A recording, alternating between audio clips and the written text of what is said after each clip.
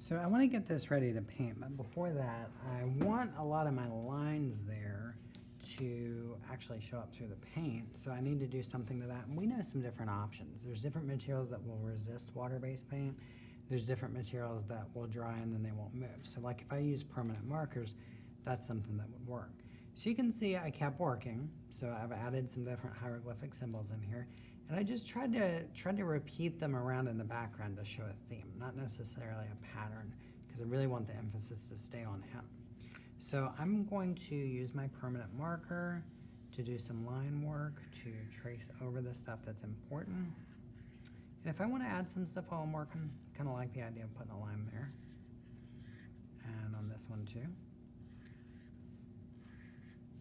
Then I can do that as I'm adding these different lines. Small stuff like, I know I'm going to paint that black, so why don't I just help myself out and go ahead and do it with the marker.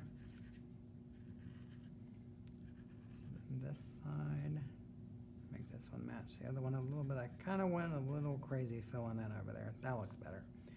All right, and then definitely trace his snout. So when we sketch, sometimes there's lines we use to help ourselves draw, and we don't necessarily want to see them in our finished artwork later.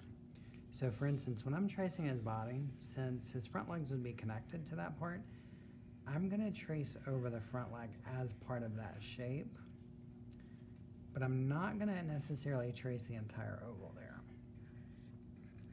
So I'm gonna continue my line work. Look at that, I forgot his toes on there. So I need to add that now, so I'm glad I'm checking my work as I go. So I'm gonna continue tracing over William and adding different things. But when I go from what's in my foreground to what's in my background, I might actually switch tools or even change the way I'm using the marker. So with a marker like this, it has a chisel tip. So you guys are seeing that it's sort of that angled point. Well, if I hold it with the angled point touching, you'll notice that line's a lot thinner. So that really, to me, makes it seem like, well, that different type of line, it's in a different space. It's behind William.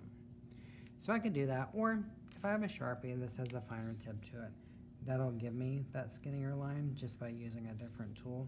So either way, but I want to think, well, how am I going to change the quality of my line to emphasize the space that I'm trying to show people?